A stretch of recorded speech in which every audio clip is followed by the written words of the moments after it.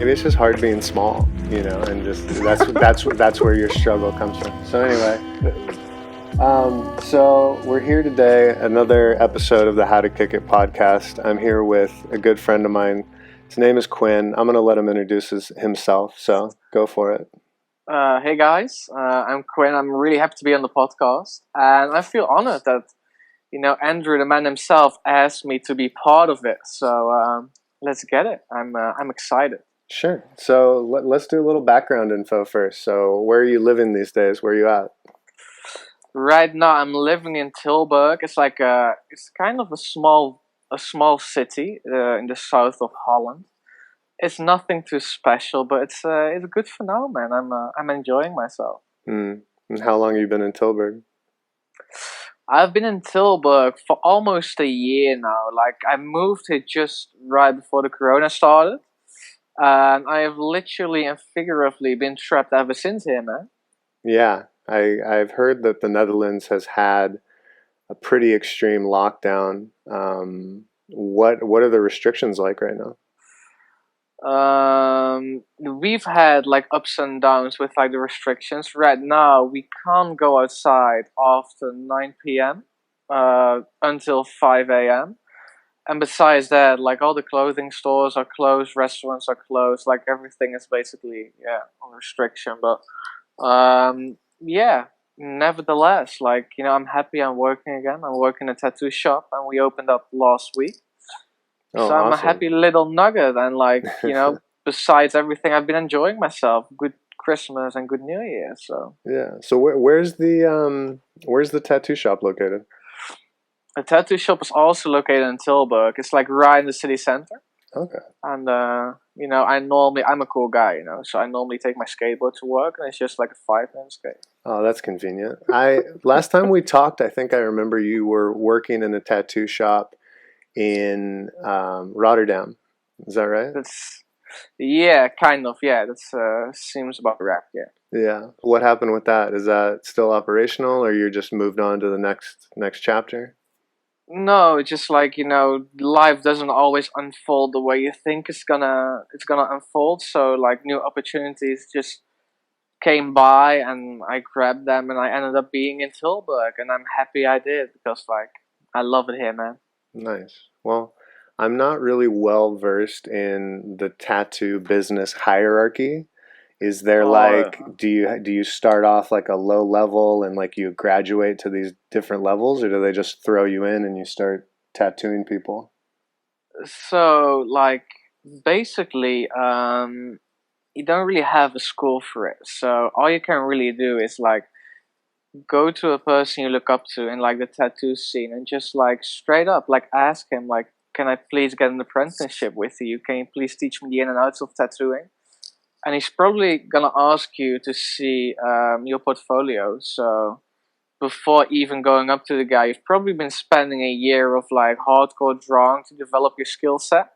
And then when you feel ready, you go up to the guy, you show what you've got, and if you're lucky, he says yes, and then he will he will show the in and outs. And after like a year of like an apprenticeship, you normally start to tattoo, and the only way to learn is just to tattoo real people. So you just need guinea pigs, and luckily I found a few, and that's how it started off. So you just basically volunteer, or people volunteer to get tattoos from you, and it's just kind of an exchange. They give their skin, and then you get some time to develop your skill. Yeah, that's basically it. Like when you work in a tattoo shop, like people drop by every now and then, and when they see you drawing, like a lot of times, like people give you comments like, "Oh, dude, like when you start tattooing, just let me know. You can just like you can practice on me." And I've had like the luck that a lot of people said it to me, so that's how I started off, just practicing on people, just giving them a tattoo for free. Oh wow, that's rad. Yeah, I currently don't have any tattoos. I've always considered it. I think I've always thought maybe one day, but maybe my first tattoo will be you. You'll give me my first one. Yeah, that would be lovely though. But Andrew, you're so cool already, man. You don't need it. I don't need a tattoo? Maybe that's There's it. no need. Like, my personality, like, I need to pimp it a bit. I need to pimp the body, a few tats here and there to be, like, more, I don't know. more persuasive, but I don't think you need it, man. Provocative, maybe more provocative. So yeah, that's it, probably. yeah, so I want to run the clock back maybe a few years. You and I met Yeah, in, was it 2017, 2018? it was 2018. I think it was February. It was February because I remember it was just before my birthday. Yeah, To everybody listening, Quinn actually went out and bought me a cake with another friend, and they threw me like an impromptu birthday party. It was very yeah. sweet, very kind. I'm not a big birthday guy, so it was a little kind of put me in an awkward situation because they brought out the cake and candles in front of all these people, and I think I made some like impromptu speech. It wasn't anything that memorable, Wow. but I do appreciate that. Thank you again. It's been several years. And at the time I met you, you were on a pretty lengthy travel abroad trip. Yeah. What were you doing? Where were you going? Before that, I want to give the people some insight for like the celebration. Why I gave you the cake though, because I think I actually met you on your birthday, right? It was on or before slightly, but yeah. So my birthday's at the end of March, which is actually coming up again. And Yeah. yeah, I think we met around that time. So it's kind of funny because like me and Andrew we were basically staying in the same hostel, and I think the way you described it beautifully in the past, that we were like two macho guys who were just like just going around flirting with girls and stuff. And I met him, but I was just like, a lot of girls, they came up to me and I was talking to them. They were like, oh, have you met Andrew? He's such an amazing guy. And, my inner ego was just like, fuck this dude, man. Like, all those girls, they like him and I just don't really dig that. Like, fuck that. So I think I was just like too proud to like, talk to. And eventually, like, you came up to me with a chat and I was like, oh man, this is such an amazing guy. So again, it showed me that I shouldn't have like any premonitions or prejudices about people. And I actually met you on your birthday, and because like I'd heard like so many stories about you, and then I actually met you on a day when it was your birthday, and like basically all your friends they were like gone by then. And I Hmm. was like, man, like this guy, everyone just fucking loves him, and now he's here in Bali all alone. He's the dead of Canggu. That's how they call him. I should buy the guy a birthday cake. That's that's how it basically happened. So I bought the birthday cake of one of your friends who was still there, Tallulah. Right.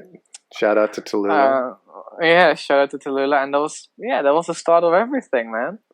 Wow. Yeah, I mean that's a good summation. Thank you for the compliments. I do appreciate that. I Yeah. remember it a little differently, but I still appreciate your perspective. But at that time, I think you were either coming from the Philippines or you were going to the Philippines. I'm not sure where you were in your travels. Yeah, so I met you in Canggu, and you were heading off to Sri Lanka for a few days after your birthday. Mm-hmm. And then you were gone for like 3 weeks, and just a few days before you came back, I flew to the Philippines. Right. Yeah. So what were you doing in the Philippines? So I basically started off in Manila. It's the capital of the Philippines. A lot of people told me not to go there, but just because a lot of people said like skip it, I became kind of curious, like why are people telling me to skip it, and I just wanted to see it for myself. I ended up to like honestly the craziest nights of my life in Manila. And after that, I just traveled the rest of the Philippines, which was amazing, and it ended me to my favorite place I've ever been to on planet Earth, and it's called Siargao. It's located in the east. Yeah, the east of the Philippines. So what is it about Siargao that captivated you so much that made it your favorite place? Because you've been to, give us the short list or the quick list of all the countries you've been to in your short time, because you're relatively young for somebody who's done this. You're 20. How old are you now? 22? No, I was 21 when I met you. I'm 24 by now. Oh my gosh, time flies, man. I thought you were just Yeah. 18 still. So yeah, what give me the list of countries you've been to. Oh, that's all one. Like the most recent ones I've been to Indo, the Philippines, Thailand, Malaysia. I went to Iran, Greece. Those are the first ones I can think of. Yeah. I want to talk about your trip to Iran eventually, but before then, tell me more about Siargao and kind of what's the inspiration, what has drawn you there that make it still one of your favorite places. I think like one of the things that attracts people to Bali is just besides that it's a pretty island. There's a magical atmosphere and like it's hard to describe it to people. Just once you get there, you will feel it and you're like, oh man, this place it's amazing. And Chicago is the only place I've ever been to that has the exact same atmosphere like Bali, except for me personally, I find it even prettier. It's less touristy. The island has the prettiest beaches I've ever seen. The most beautiful roads. Like it's filled with palm trees. You can rent a motorbike, cruise around, and there's no one. And besides, like for me, one of the main reasons is you have the best surf you can possibly imagine in Chicago. So yeah, Chicago is just, it's insane. It's amazing. Yeah, I've personally never been. I've heard a lot of really good things from so many different people. There's Yeah. a friend of mine. He works at a hostel in Siargao, or I'm not sure if he's an owner. We're kind of friends of friends. We've surfed together once, had some mutual friends, and I've been, trying to contact him and actually reach out to him to get him on the podcast as well. Because, again, I've heard so many good things about Siargao. It's a place I definitely, is on Yeah. my list when things start to open up. Yeah. Yeah. So What then, yeah. what what's the name of the guy though? Curiosity. Um, it starts with a CH, and I'm blanking right now when you ask me. It's Chino. Chino. Yeah, Chino Louis Pio. Okay. And he either works or he's an owner at the Alpes Siargao. Alpas. I haven't heard of it though. Yeah, I see it on Instagram. I'll throw a link in the bio of the Yeah. podcast so people can check it out. But the Yeah. dude, he's cool. We only hung out for a day or two. We knew some of the same people. He's a rad longboarder, just really down to earth guy. And he just said, "Yeah, man, if you ever come out," he's like, "we'll catch some waves in Siargao." So, That's um, amazing though. yeah, it looks great, and obviously have a kind of a tie to Indonesia and want to get back there. But the Philippines is not far; it's very very close. Yeah. It's a pain in the ass to get to though, Shago. Oh my gosh, what are called horror stories about what it takes to travel around the Philippines. Whether it's super slow boats that take days to get to locations, or they're just really expensive flights that are just Yeah. not that practical. Did you have any experience with that? Yeah, so I flew into Manila, and I was like a lot of people. They go to Palawan. You probably know it from the movie. It's like all those beautiful deserted islands with like crystal blue water. So yeah, I wanted to go there after Manila, and I was supposed to take a ferry. So I reached out to like the guy at the reception of my first hostel, and he was like, "Oh yeah, like the first available ferry that's not fully booked is in like 3 weeks." I was like, "Oh shit, dude." So I was like, "Fuck, I need to take a plane now." And the plane's basically it's like an hour flight. Costs like $200 at least. That's what I paid. And I was just like, "Fuck, man." It's like one of those. Like I never really like to plan anything when I go on a trip. Like nothing. But like you fly out of Manila might be a good one because like Right, everyone wants to get out of Manila as soon as possible. right.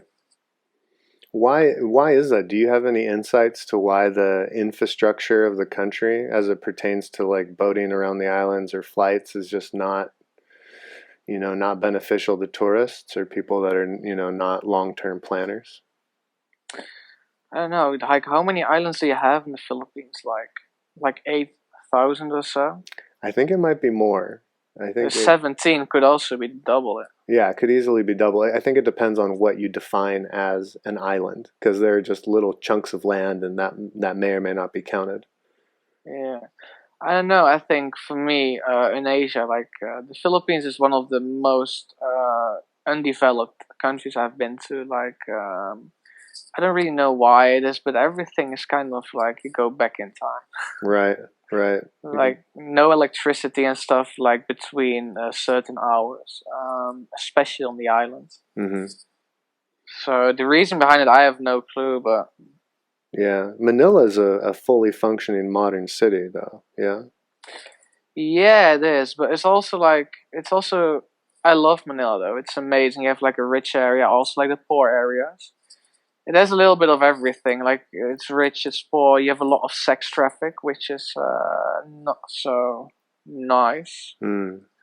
You see signs all over Manila where you can rent a room for like an hour, or like 30 minutes, or like 2 hours, and you have a lot of like, just like sex workers in like certain streets. Oh wow, I was not aware of that. But you don't really see a lot of white people, like basically none. I've never felt so. I felt like a celebrity, man. Did you feel? I felt. Did you feel out of place at all, or was it a welcoming environment, or neutral?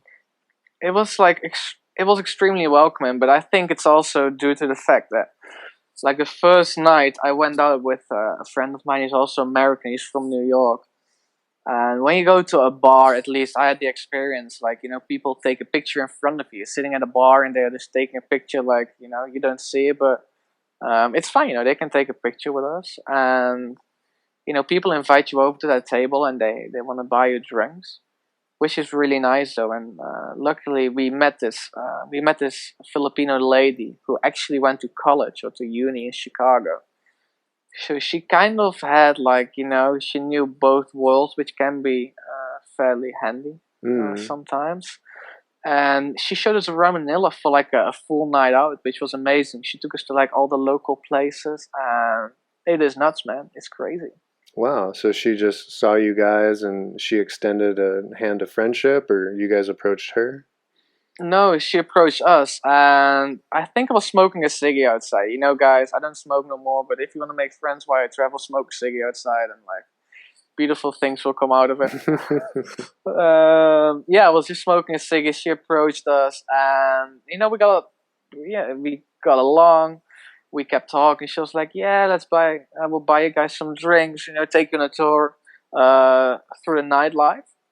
And that's what happened. We went to all the local places, and we went in clubs which is only filled with like Filipino people, which is quite an experience. And it ended up being one of the craziest nights I've had. It was amazing.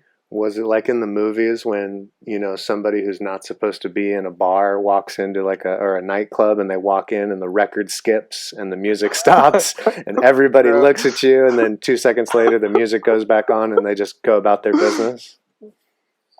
Can you hear me? Yeah.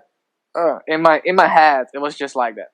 Honestly, it was just like that. But maybe it can be the case that like over time your memory changes kind of bit of like reality. But brother, in my mind, like I walked in with a friend of mine, and I was I'm not a tall guy, but he is a really tall dude, and I felt like the whole club just like turned around and they came to us, and like brother, I just felt like I was Brad Pitt, I was Brad Pitt from Fight Club, like girls all over you, like they're just like, oh yeah, here's a drink for you. You want to have sex with this girl? You want to have sex with this girl? And I thought, oh man, I just stepped into my dream. But then I realized it wasn't. It wasn't. It was still a good night, though. It was somebody else. It was your friend's dream. Yeah. You were like next to the dream. What? You were next to the dream. Yeah, I was next to the dream. I remember standing in that club, and he was just like swinging his hips, and like those bunch of girls in front of him, and I was just like, oh dude, like I think we kind of made it to heaven. who is this American? Do I know him? He's called Jacob Plotkin. He's like my best friend I made while traveling. He's an amazing guy. Oh, cool. Well, shout out to, is it Jake? Yeah, Jacob. Well, hopefully he's listening, and you guys still stay in touch a little bit. I better fucking hope he does, man. He just sent me a text saying I miss you. So if he doesn't listen to this podcast, like, I don't believe shit of what he's saying to me. Fair enough. All right. So then how long were you in the Philippines? Was that a month or a couple weeks? I was there for a month. Yeah. Did you feel like that was enough time? Did you feel like it was cut short? Like it is kind of it was enough, but on the other side, like Chicago is one of those places you can easily stay a month or 3 for, like Canggu and Bali, and it will be amazing. Nice. But like Palawan, I was there for I think I was there for 2 weeks, and It is amazing. It's really pretty, and I really enjoyed myself. The only thing I missed in Palawan was like the magical atmosphere, like the coziness, like just like the feeling that it's alive and people are like happy and stuff. Like it's not that people are not happy, but what Chagall has and what Bali has, in my opinion, was what Palawan was missing. But it was still Mm. good fun. It was fun. Yeah, I know what you're saying. There are places in the world that have a certain energy about them. Yeah, And I always say that you got to find the places that speak to you. So, not all yeah, places speak to all people, but there is a place that speaks to each person out there. And sometimes it takes a while to find it. You have to go to places that, are not your favorite before you find places that you're, absolutely in love with. it's Um, true. Yeah. so, yeah, moving on, after that time in the Philippines, I think you made your way back to Indonesia, or did you head somewhere else? No, I went back to Indo again because, like, I just missed you. And like when I was on the airport, you sent me a picture that you just like met my ex girlfriend. So I was like, it's about time to go back. Right. I forget exactly the circumstances. I think a friend of ours, Emre, was kind of courting a friend of your ex-girlfriend. Yeah, it's true. And basically, I'd met her and she said, blah, blah, blah, blah, blah. Do you know Quinn? And I was like, oh, no way. What a small world. If you stay out traveling long enough, you start to bump into people that know people, that you've Yeah, met. It's funny how the community can overlap like that. So yeah, when you came back to Bali, I remember we were surfing together, we were hanging out, having meals together, very much in a good flow. yeah, And one of the topics I knew we'd eventually get to it, and I think there's a lot of value in this story. So I'm gonna let you take it over here in a second, but I do want to talk about there's a music festival in Bali, and it's called, yeah. what is it called? It's called the Gypsyland. It's Gypsyland. Yeah, Gypsyland. Gypsyland Music Festival. I can only say it's an up and coming music festival. I think it gets better every time they do it. They do it at different Uh-huh. times a year, different themes, and it's an opportunity for people to see all kinds of different music on a much smaller scale. But like I said, I think it's growing and developing, and hopefully after the borders open up, it will come back to life and have a next chapter. So check it out. Yeah, Go Google it. I'm not sure if it's still active or if they have plans in the future, but Gypsyland Festival. So that night we were all hanging out. We're having drinks, getting ready to go to the music festival.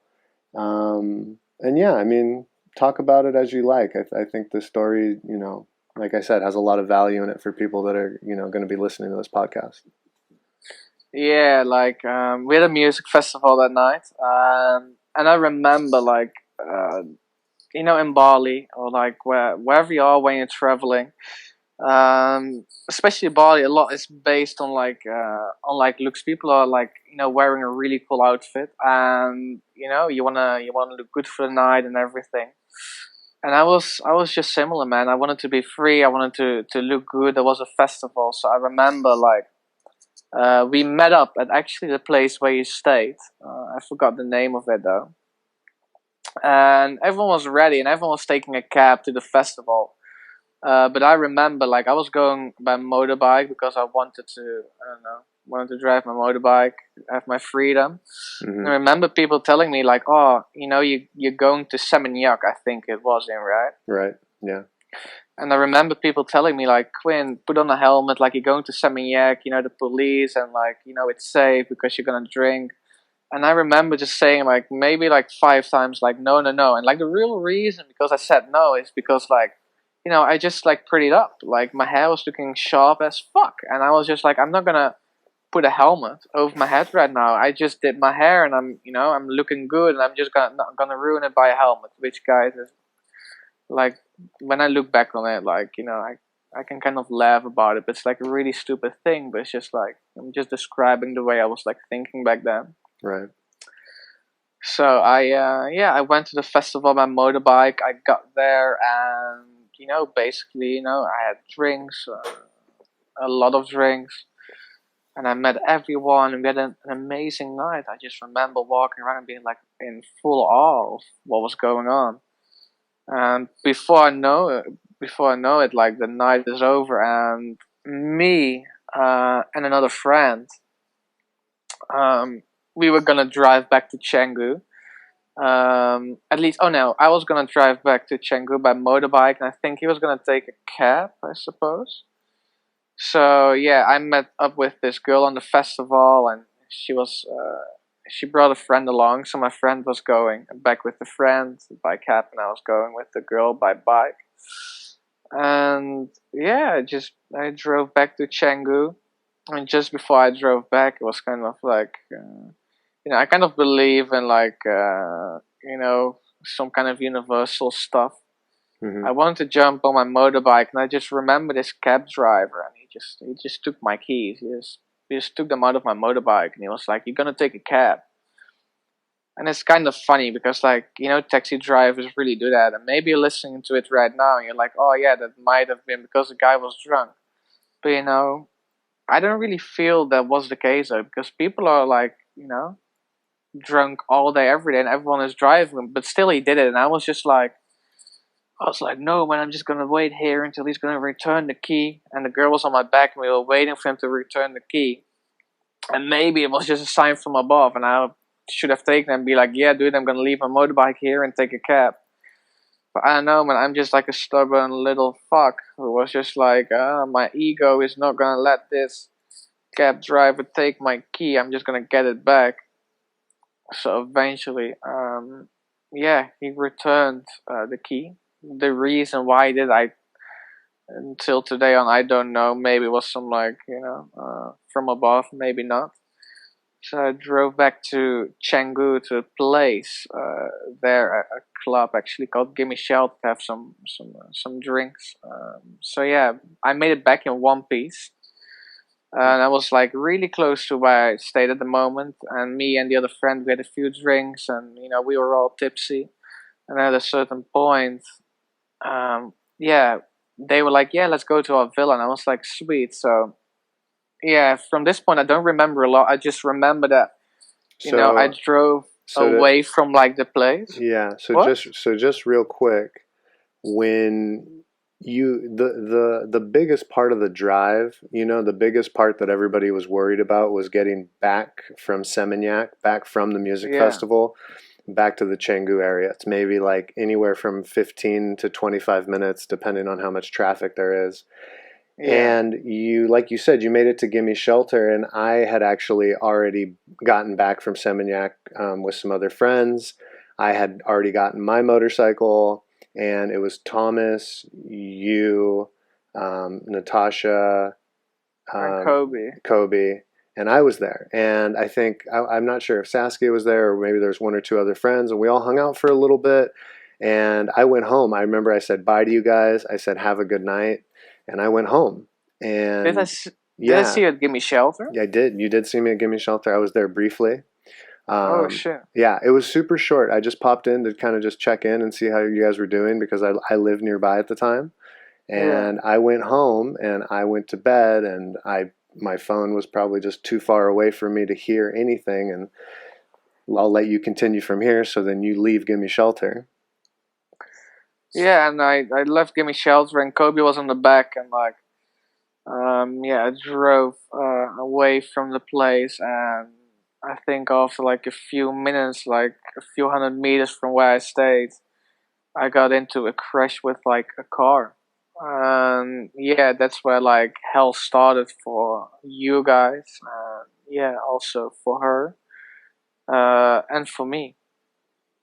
And yeah, that was it was a crazy, awful thing, man. Yeah, it's a big experience that I wanted to make sure we talked about, because I think things can happen while abroad, and this is it's been some time now, so we can talk about it a bit more objectively. But it's one of the worst things that can happen to you while you're abroad is having a very significant injury.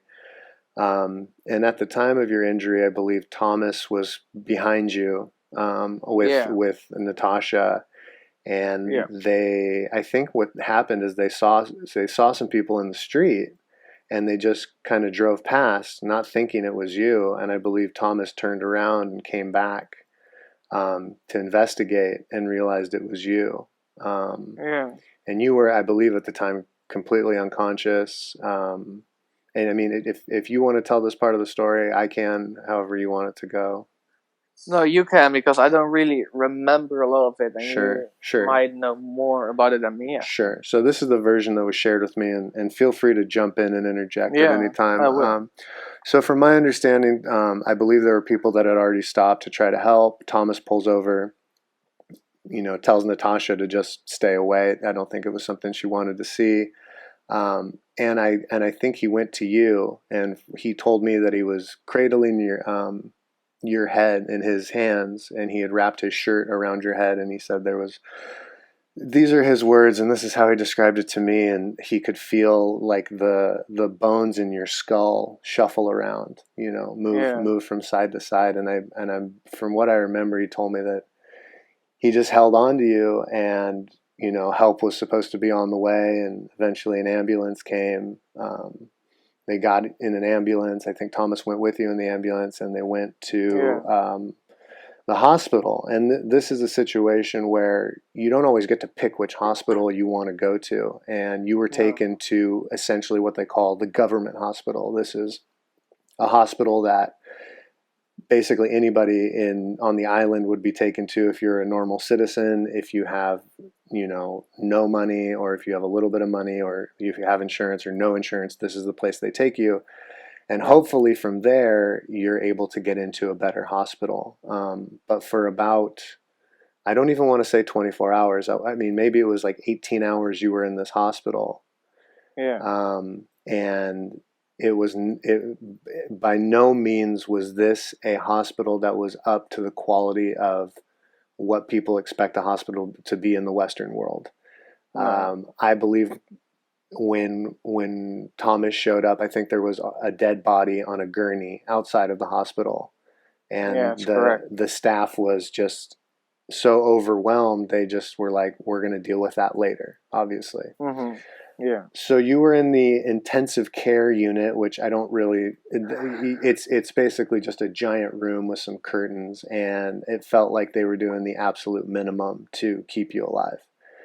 Yeah. I don't believe they put you on any pain medication, because they said that you were going to go into surgery soon, and that soon never came. Mhm. Luckily, we were able to get in touch with your family. Your family was able to get in touch with other friends that had connections in Indonesia. And luckily, those connections had two Indonesian people come to the hospital, work out a lot of the details, and were able to get you to a high quality hospital. What Yeah. was it called? Ibu? Kasi Ibu. Kasi Ibu. I Kasi remember. Ibu. It means like it used to be a hospital where like women give birth. Hmm.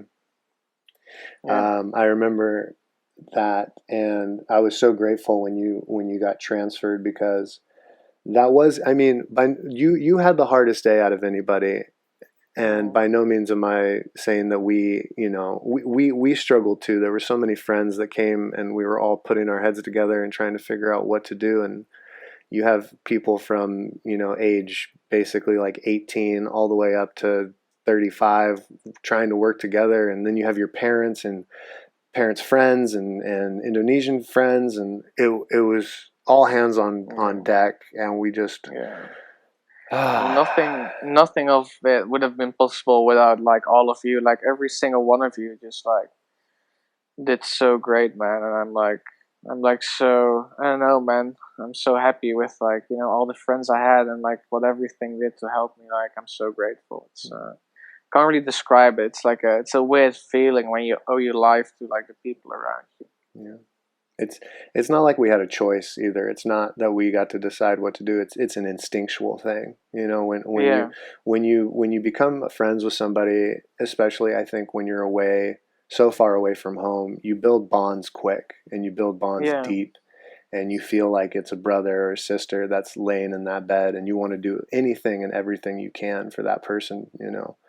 Yeah.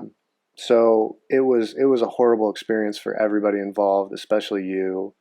Fast forward, a day, they get you into surgery. I think they put a plate. If you want to, I think this is where you can kind of jump in and tell us about, what the recovery process and the surgeries were like.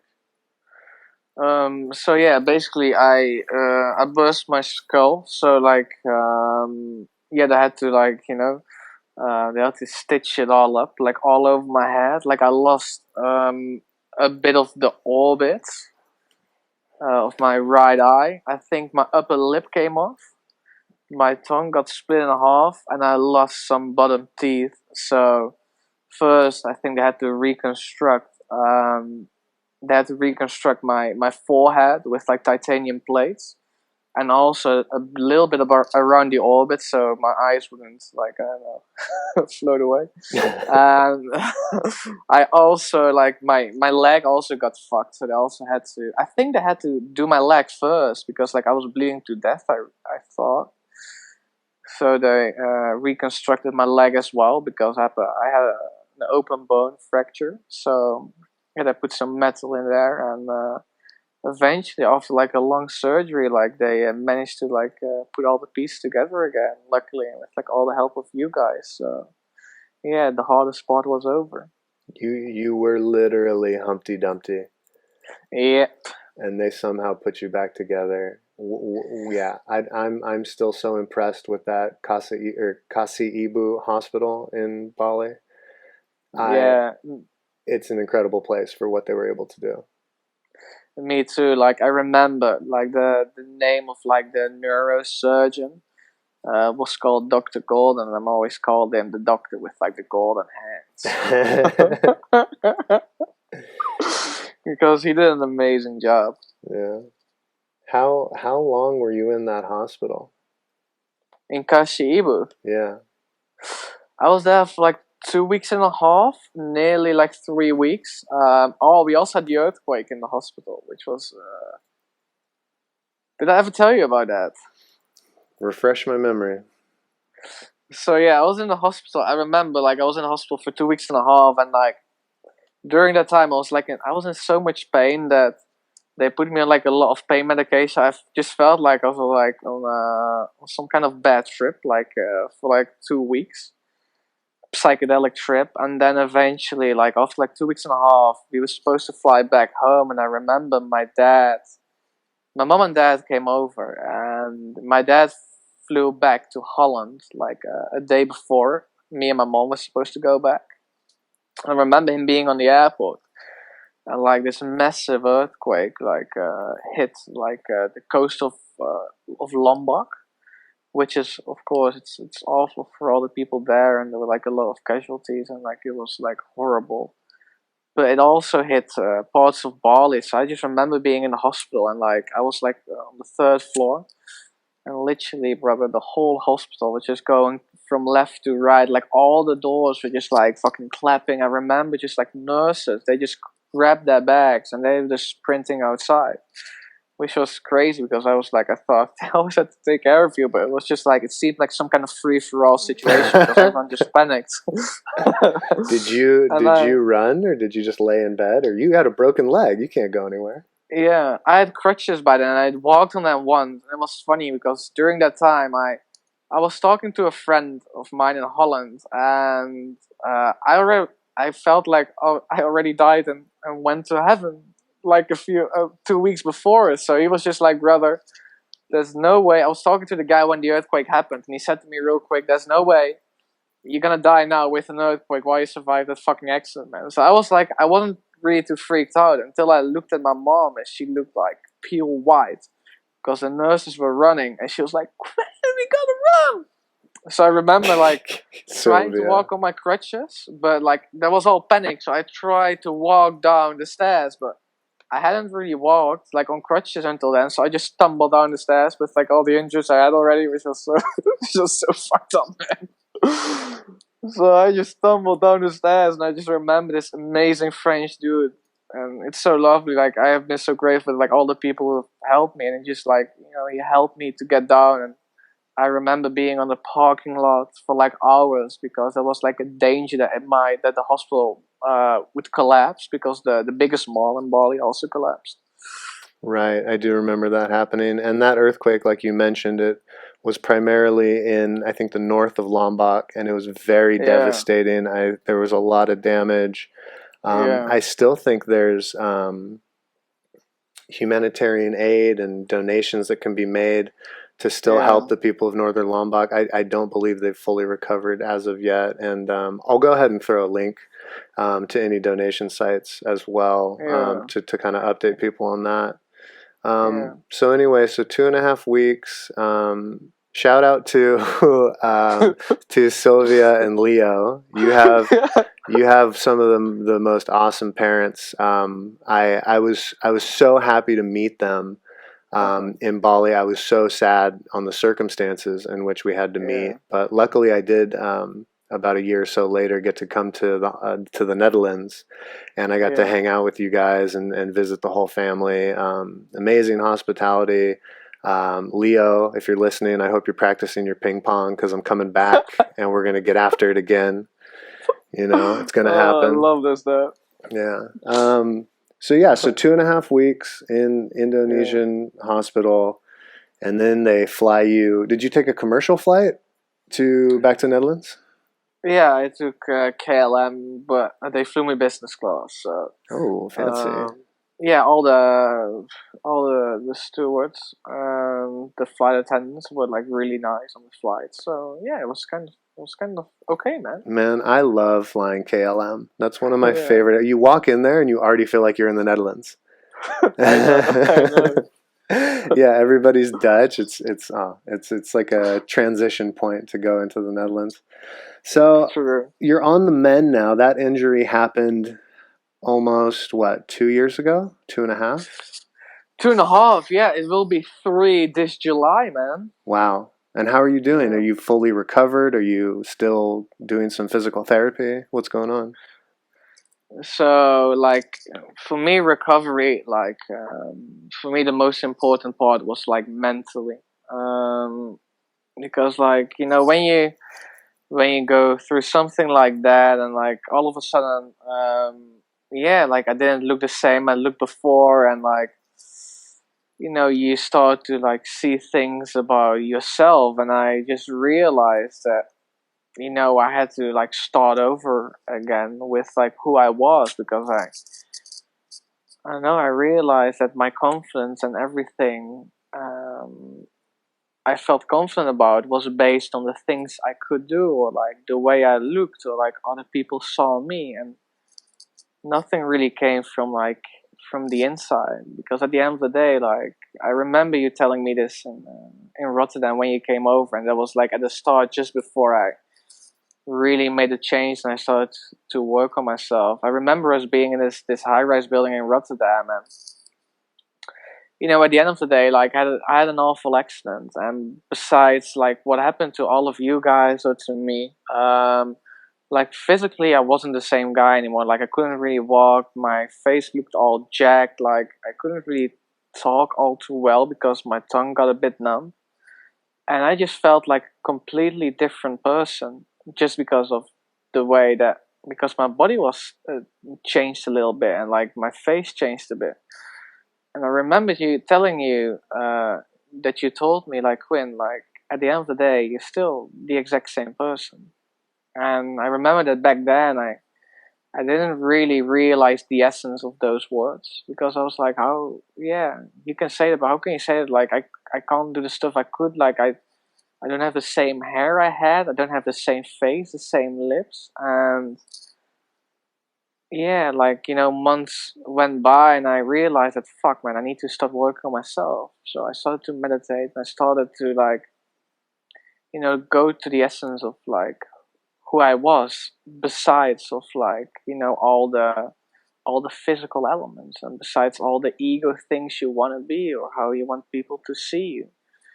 And I just focused on my who I was eternally, and like that became one of the most beautiful journeys I've ever been through. And like it's crazy. I realized when like all the physical aspects of my life fell apart, that the person who was left, like me, from the inside, I didn't really like that person all too much, and that was like so confronting, and so it was horrible, man, to find out. And then I started working on myself, and like day by day, I did a lot of meditation, a lot of reading. I just faced like all the fears I had. Like I tried to detach from all like the physical things, the physical abilities I had, or like the physical features that gave me confidence. And weeks went by, months went by, and years went by, and eventually, I know, man, I found so much peace during the process that I felt like the rehabilitation was already like it was over, like because mentally I had never felt so good in my whole entire life. Even though physically I'm still not done, but the mental part I think is the most important part. When you feel mentally okay, it doesn't really matter what your physical state is.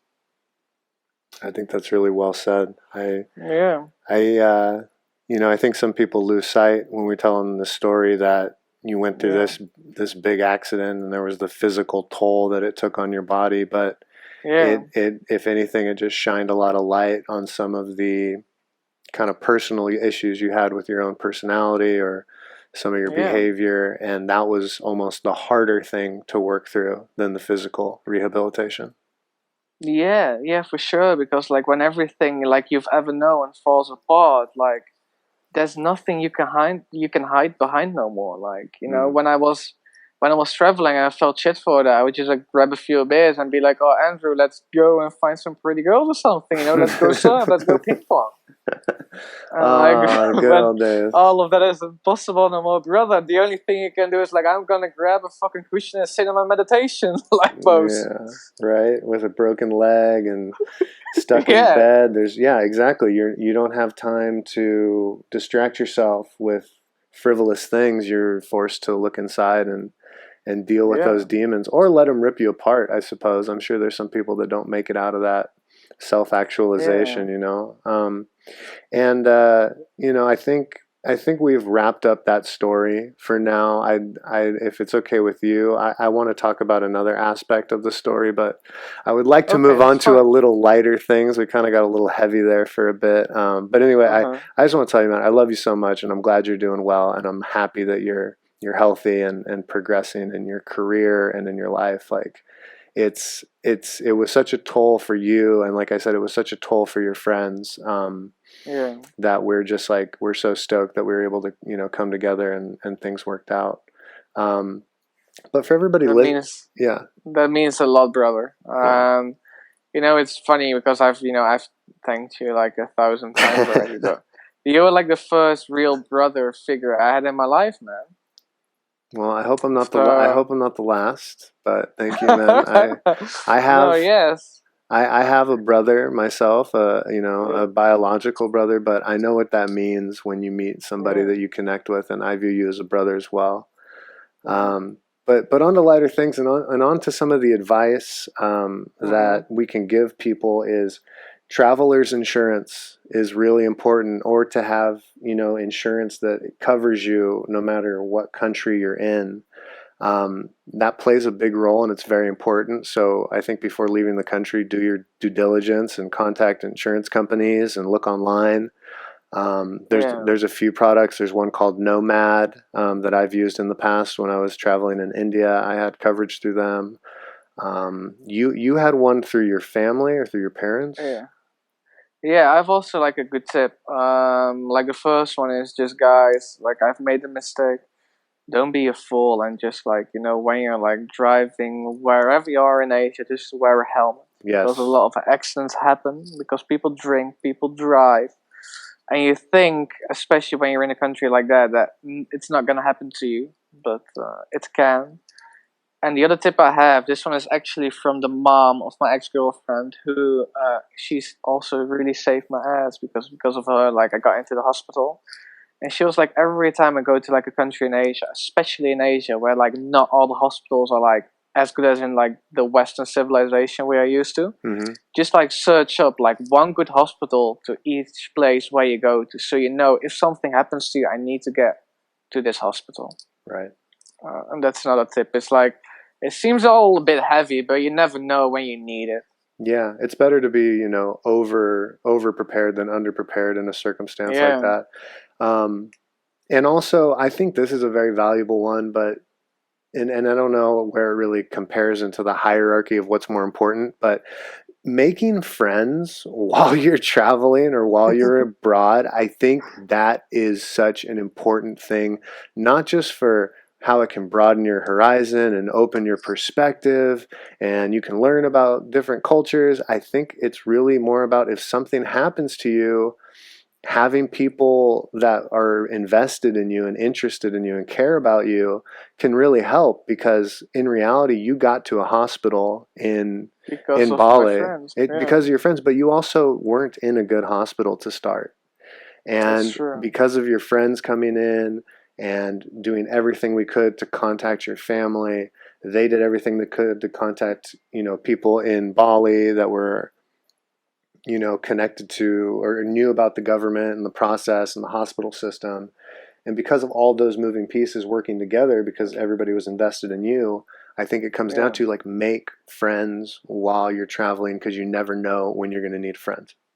yeah, and yeah, like friends are literally all you have when you're halfway on the other side of the globe. Like look out for one another. Like make sure to like pay attention on like the guys and the girls you like and you love. Mm-hmm. Watch out for each other, because like yeah, like you guys did for me. Without you guys, this all I wouldn't have been here on this beautiful podcast today. And that would be a shame for all of you listeners, because this is amazing. Yeah, this is the best content you'll ever hear in your life. 100%. No, I mean, I truly believe that. Like, there's just one little thing that might have changed in anybody's life that would lead them down to a different conclusion or down a different path. So wherever you are today, Yeah, it's because of all those little things that have gotten you to this point. yeah. Um, yeah, man. So what's your plan? There's a couple things I want to talk about still. I want to talk about your trip to, was it Iraq or Iran? Iran. I want to talk about Iran, and then I Mm-hmm. want to talk about your plans to what you're going to do when the borders open up and everybody's free to move about. So let's start with Iran. So set the stage. What year is it? It's 2020, 2019? Oh, that's a good question though. It is 2019, I reckon. So Yes, it's 2019. 2019. You're relatively healed up. You've done a lot of Yeah, your a bit. rehab. Yeah, yeah. I was mentally all healed by You're then. mentally all healed, so you're strong Yeah, internally, and you think to yeah. yourself, "Oh, I want to go travel a little bit. I'm gonna." So what's the process? You just give me everything from the seed. You start thinking you want to get out of the Netherlands, right? Yeah, so basically, I had the accident. I went to like this whole spiritual like development stage, and and I was looking back on like why I traveled and the reasons for traveling, and the first like thing that came up to mind was that I started traveling to challenge myself and to put myself into the unknown, and to put myself into situations where I had no clue what was gonna happen. And I realized that after like traveling a bit in Asia, I got kind of got slack with like that motive of traveling, and I fell into like being comfortable and like staying in one place for a long time because it's sick and it's amazing. Mm. But then I was like, shit, man, like the main reason why I started this was because of like, challenging myself. So I was like, I want to challenge myself again, and I want to go to a place that is going to surprise me. So I picked Iran. Because I think there are like a lot of premonitions about Iran. Like normally in the media, like you only hear it in like the same sentence with like terrorism. Mm-hmm. The media is such like a big parasite, like in our human consciousness on like a daily life. And I just wanted to see the place for myself, because there's so much negative stuff about it, and I was like, I want to see for what it really is, and do something which is, I don't know, which is gonna have an impact on me. So yeah, I booked the ticket to Iran, and it was one of the best decisions I've ever made. It's a beautiful country. So where do you fly in when you fly into Iran? I flew into Tehran. And from there, where did you go? Or did you just stay in Tehran? So I flew into Tehran, and like it started kind of funny because like I never really, at least I realized, I know that not a lot of people want to go to Iran, but I flew into this like massive city with like I reckon they have like 8 million citizens, and I flew into an airport which was like almost as big as like a soccer field. Like it's so freaking small, and then I realized it's because of the fact that no one lives around because like women, they can't really leave until they go with like the husband or like a father, or until they're like 30, and no one really wants to go there. So there's like almost no air traffic. So yeah, I reached Tehran, and I just went into the city, and it's vibrant, it's alive, it's conservative, but it's also like really open minded. It has like all the extremes. It's an interesting place. Hmm. And from Tehran, did you make your way? I know that in the north it borders the Caspian Sea. Did you go anywhere outside of Tehran? Yeah, so I've been in quite a few places actually. I made my way down to a place called Kashhan. I went to a city called Isfahan, and I also stayed in the desert, which was like a really, really remarkable and beautiful experience. I thought I was like, oh, I'm going to Iran, like it's gonna be hot. I'm gonna be in the desert, bro. Let me tell you, it was freezing. I've never been so cold in my life. I didn't bring the right clothes, and I just slept in the desert in a tent, and it was like -5. We had like a lot of winds. Like luckily there were like brothers, the stars were so beautiful because there's like no light, how do you call it, No light pollution. yeah, no light pollution. um so it was amazing, but the most amazing thing of it all is that you go to a country where basically no tourists go, and I've never experienced like people that were so kind and so well tireless. They were in Tehran. Like if you want to go to a place and you just wave at people, they will stop and bring you wherever you want to go. They will just like stop you on the street and be like, "Oh, do you need some food or do you need some accommodation?" And they really take care of you. I just felt like kind of the child of that country when I was there, and I felt so safe. Well, Literally the opposite of what like the media makes you believe it is. it's always nice to hear firsthand information from somebody who's been to a place. I'm sure there's aspects of what the media portrays that are true, but a lot of times it's just to sensationalize and get Yeah, people to click on articles or to feed into a certain narrative that governments want to push to kind of justify their behavior. We don't need to get into all that per se, yeah. but so what's it like to get around? Because I've never been to Iran, and what's it like to get around? Do you go by taxi, by bus? Do you rent a car? Like, what's the transportation like? If you're in a big city like Tehran or Isfahan, you go around by subway, and you literally get a subway ticket like all across the city for just like 20 cents, I would say. Because Mm, I've never been to a country so cheap as Iran. Like if you think Asia is cheap, you should go to Iran. really? Yeah, and like in between, like Iran is a big country, and in between all the big cities, you have public transportation. It's always a bus, and the bus it's amazing. You feel like you're in business class. You pay €2 50 for it, and it's like a 5 or 6 hour bus ride. They even give you food on board. Normally, even have like a little display. Yeah, some kind of like you can watch a movie or something. Wow.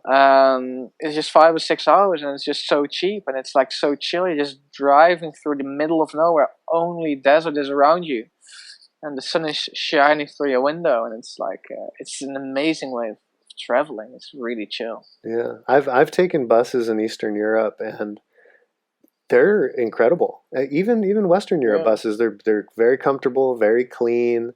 Yeah. The type of people that are taking the buses are regular, everyday people that are courteous and well behaved, and sometimes you get Wi-Fi on these buses. So what you're telling me, it sounds even nicer than what I experienced in Eastern Europe. Yeah, it was really nice. I think it might be because of the fact that Iran or Persia, the Persian Empire used to be really big and wealthy. You can still see it a little bit. It's just like their currency just went down like crazy. Sure, I'm sure America played a role in some of these things. Anyway, Donald Trump. no. That's not what this podcast is about. We're not going down that rabbit hole. So where did you stay? What was your accommodation like at these different places? Were you in hostels, hotels, guest houses? What are the options? You have hostels. In like the big cities, you have hostels, and you normally pay like 6 to 9 euros a night, which is really nice. It's not a hostel like you have seen in Asia because it's not that packed with people, Hmm. but it's nice. And I also stayed, like for me, the funnest experience was just to stay at a guest house, and you've just this Iranian lady or like gentleman, and they just like you cook all together at night, and like with all the guests that are staying there. And one thing that you might not be aware of is that alcohol is illegal in Iran. Everywhere. So everywhere, and obviously that's why you don't have any clubs or bars or cafes. So there's nothing to do at night. It's not that you're like, oh, let's grab a drink. Like it doesn't work like Do that. people smoke? Can you smoke like shisha or tobacco? Brother, they smoke shisha all day long, man. They just have shisha in their purse, man. They like are on the subway. It's like shisha left, right, and center. Wow, because that's about all you can do, right? Yeah, that's all you can do. So at night, like because no one really goes out, you just chill with like the family of your guest house, and like you smoke shisha. Wow. And then let's talk about what are the sights to see. Like obviously you can go see the Caspian Sea, you can explore the capital and big cities, but are there any big natural wonders or any big nature aspects that you came across during your time there? Like you have the mountains just a bit north of Tehran, which is really nice, and then just the desert itself is like a miracle. If you ever go to Iran, just like spend a day or like a few days in the desert, just like search up a guide who can stay with you in the tent, so he can like I don't know fight the wildlife if you're afraid of that. And Is there a name for the men or the women that live in the desert? I have no clue to be honest with you. I Usually, really don't know. usually every nation that has a very large desert, um, if it's in Africa or the Middle East, the people that live in the desert sometimes have like a subcategory. I'm not sure what it is in Iran, but it could be different. In Morocco, they have like the Berbers. Oh yeah, of course, yeah. Yeah. I'm not sure, but anyway, we'll look it up. There's one here that says it's the Dashte Kavir. Does that sound familiar? I have no clue. Could be though. Yeah, it could be. Anyway, we'll dive into that another time. So, did I mean, I kind of already know the answer to this question, but did you meet anybody while you were in Iran? Did you have any stories Yeah, to tell of friends made or more so? yeah. Like one of the most beautiful things about going to a country like Iran is that it attracts other people. Then when you go to Thailand, for example, or India, because like there's not a big variety of people that dare to like go to a country like that. So the people you meet there are often like quite interesting. They're usually a little bit older. And yeah, I also met a guy. He's called Jeroen. He's from Belgium, and I met him actually in the desert. That one night we were with like 4 people, and he was one of them. And yeah, he became a really good friend. He became my second brother in life, man. You were the first one, and he became the second one. Yeah, the reason why people choose to travel in Iran, it's I don't know. It's different. They have a different reason of traveling than why people travel in Southeast Asia, for example. Yeah, my my experience with something like that is when I spent about a month in Israel, and then I also went to Mhm. Jordan. Yeah. When I went there, I obviously met just some people on holiday. I stayed in a hostel for a few days. It was called it's Abraham Hostel, but I think they pronounce it Mhm. Abraham. And there was some people staying there that were there, 40, 50 years old on business trips. There were kids on holiday looking to just go to the beach. And then there were people on pilgrimages that were coming to Israel for religious reasons. And you just get a larger depth of the type of people that you'll meet in a country like that offers so much more than just like a pretty beach and a bar. Yeah. When it has so much history and religious implication and political issues, but also as a business mecca as well, Yeah. you get all types. And I guess that's what it sounds like you got kind of in Iran, especially when there's no alcohol, there's limitations on, it sounds like, what you can do or where you Yeah. can go. You meet the people that are very interested in the culture and the history. Yeah. That's true. People are not gonna go what you said for the comfortable way of living, just like beach, drinks, party. These people really, really want to dive into the world of traveling and the world of getting to know like other people around the globe and how they live and to get to know all about them. Right. I think a lot of times people think traveling is just, screwing around for a few weeks in Thailand and Yeah, just eating yeah, some cheap food at a cheap accommodation and going to a full yeah, moon party, which Thailand has all of those things. But when you meet the people that actually want to go somewhere, and they're like, "Why do you want to go there?" And they're like, "I want to know what it's like. I want to know what's going yeah, on. I want the perspective." yeah, And it's great because you can't always get that perspective from news media. You can't always get that perspective from somebody's YouTube channel that says they were there. A lot of times you got to go yourself, and there's nothing yeah. that's ever going to replace, I think, having your feet on the ground doing it yourself.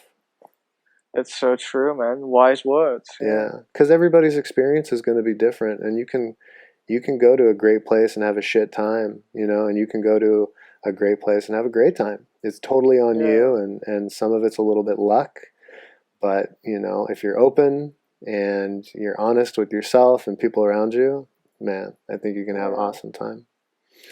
Yeah, that's true, man. And yeah, like I think a lot of people in those places, me included, you just want to go to a place to like get to know the people, be more tolerant about like the world around you, and why they do the things they do and why it works the way it works. So you won't be one of those people who just have an opinion about something they haven't really been or seen like first row. Yeah, those tend to be the people with the strongest opinions, the ones that haven't Yeah, experienced those topics themselves, but that's another rabbit hole in itself.